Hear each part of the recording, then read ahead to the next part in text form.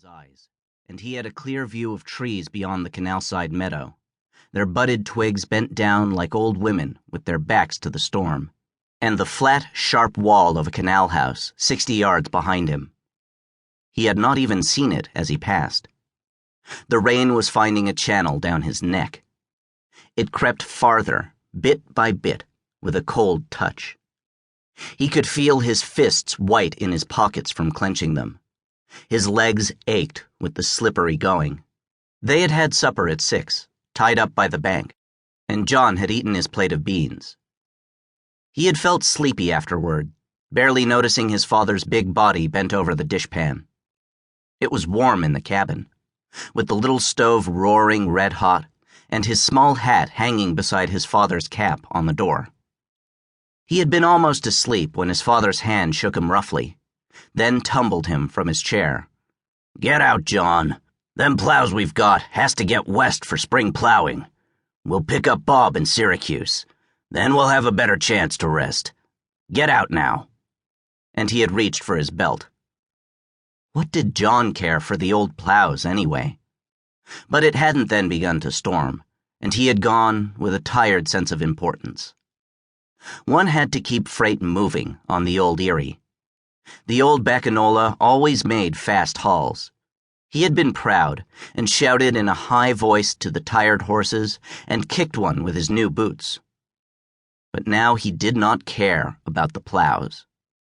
He wished the crazy old Bacanola would spring a leak in her flat bottom, so they would have to stop till the hurry-up boat came along and patched her up. He thought of her now, bitterly, with her scabs of orange paint. Crummy old blister, he called her to himself, and made names for her, which he said aloud to the horses in a shrill voice. He was only 12, with all the bitterness of 12, and the world was a hateful thing. God-damned old crummy bitch of a tub! But the lightning caught him, and his throat tightened, and he wanted to cry out under the thunder. A water rat went off the towpath with a splash, and a frog squeaked. He glanced up to see a team on the opposite towpath heading east. "Hey there!" yelled the driver in a hoarse voice, but John was too tired to answer. He liked to yell back in the daytime and crack his whip, but he had dropped his whip a while back. He would get a licking for that in the morning, but he didn't care. To hell with the whip, and the driver, and Pa. "Hey there!" shouted the other driver, a voice in the rain. All right, you dirty pup. Eat rain if you want to, and go drowned." The rain took the voice, and the boat came by, silently, noiseless as oil, with its bow light a yellow touch against the rain. The steersman gave a toot upon the horn, but the sound bubbled through the water in it, and the steersman swore.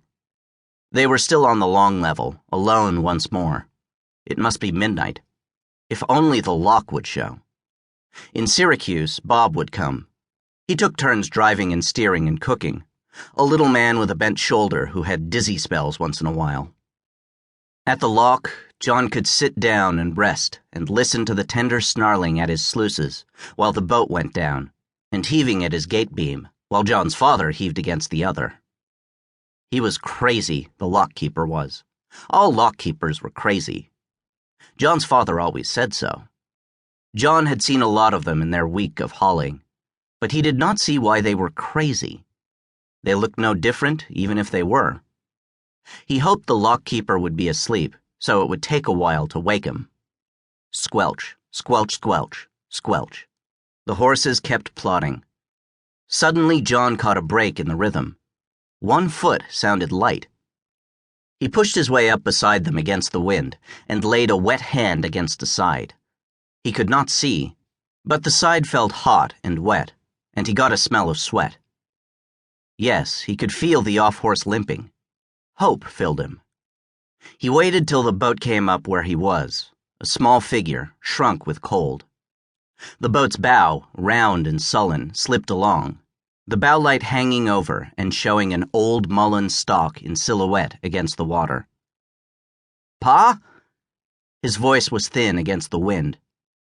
He saw his father's figure, rain dripping from the visor of his cap, straight and big, almighty almost, breast to the wind.